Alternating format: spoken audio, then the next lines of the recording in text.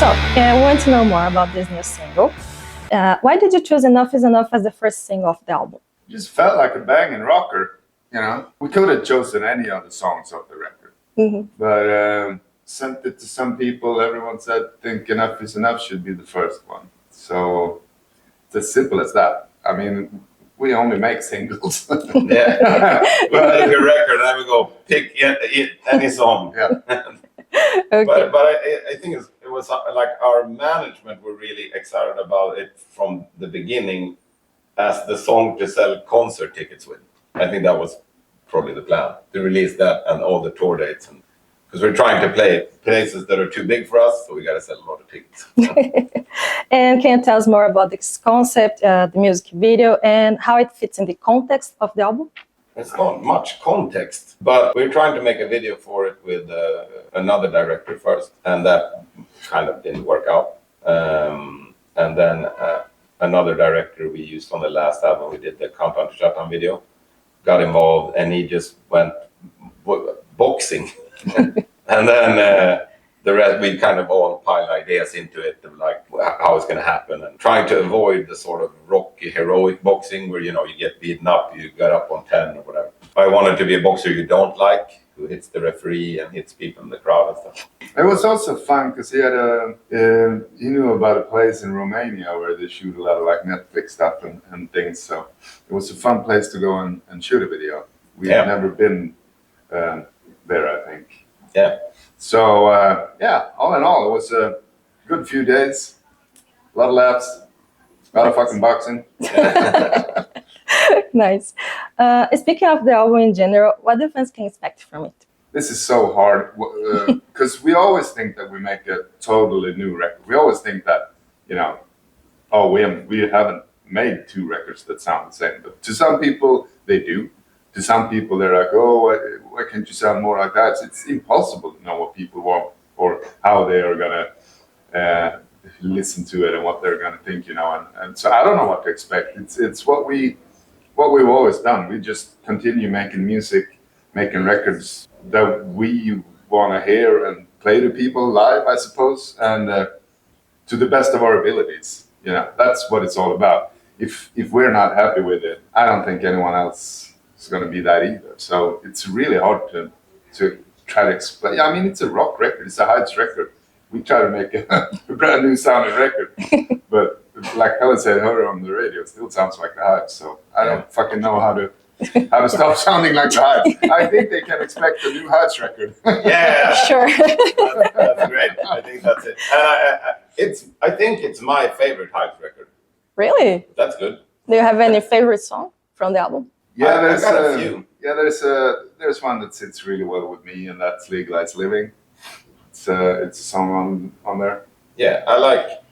Yeah, me too. Legalized Living, and there's a song called "Born a Rebel." I really like those. What's the first impression you want people to have when listening to this new album? Just big fucking smiles and jumping up and down and screaming. Yeah, goosebumps, raised heart rate, and jumping up and down. How's it different from the other recent album, the last one, Well, Death of Randy the idea Fitzsimmons? was that like the Death of Randy Fitzsimmons was going to be the wild record, kind of the wild and kind of loose record, and then this one, Dies Forever, Forever the Hives, is going to be like more polished and organized. But that's not what happened, I think. It still ended up raw as fuck. Yeah, I don't know how to compare it. I have no idea. It's a Hives record, and it's my favorite. The songs are very different, but I mean, it's recorded. It's recorded in Benny's studio in Stockholm with Pelle Almqvist, who's made like, I don't fucking know, 5 of our records or something, you know. And it's the 5 of us playing. It's him recording it. It's sort of the same gear, you know. So it's gonna sound at least like the same people made it. We have kind of a library of Hive sounds together with Pelle Almqvist that we've developed, like, oh, you know, this guitar sound or like this hi-hat sound, or, you know, that we draw from whenever we make a record. So you're going to recognize a lot of the like kind of tricks and stuff. But I think the songs this time have more parts to them, like they kind of more fully built out songs, more kind of like pop structure, I guess, like where it's like verse, chorus, you know. A bit more of the traditional song structures. I think that's the difference from the Death of Randy Fitzsimmons record, where A lot of the songs maybe just had one part. Okay, nice. And you've been to several countries promoting this new album, and you guys usually come here to play big shows. How's been this experience so far? And if we can expect a new Hives show soon? Yeah, I mean, we just released the world tour here when we released the album a few days ago, and unfortunately, you know, we are making a big announcement. We are in South Latin America, whatever, and there are no dates in South or Latin America on the world tour map. But we only released it up until, you know, the end of December. So it will happen. Great things will happen in 2026, and I have a really hard time seeing us not coming back here. Yeah. Okay. For our last question, our website's called Tracklist, and we want to know from each of you three songs that make the tracklist of your life. Could be any song. I'll start with Loose Ends, Bruce Springsteen, off of the 18 tracks box set thing that came out of unreleased stuff. It's a song that just, yeah, because Max Weinberg is a big influence to me, playing drums. And he's just fucking nails it on that one. It's a great song. That's one. That's one. So 3 each. 3 each. Okay, I'll pick one. I'll pick Have Love Will Travel by the Sonics. That made a big impression on me in high school and influenced the Hives, I think, too. And I'm going to mention a Swedish punk band called Strebers. They made a song called Betongbarn. It's probably one of the songs we've listened the most to. It's also, I think, the first song we played together. Yeah. That was important. Okay, Into My Arms by Nick Cave. It's like one of my favorite ballads of all time. And people keep asking me to sing it at weddings and stuff.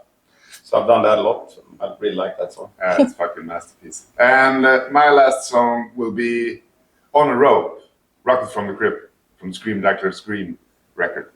It's just, that's a good song. That's a great rock banger. Yeah. Pick the last one. What am I going to pick? Everyone's on pins and needles in their home, wondering what he's going to pick. What kind of music do I even like? I picked For Those About to Rock by AC/DC. It was the first, that record was the first rock album that I kind of listened to out of my own free will. And I was probably 6 years old or something. Wow. So I guess that started something. Yeah. That's it? Yeah. Okay. Yeah, that's it. Thanks so much for your time, guys.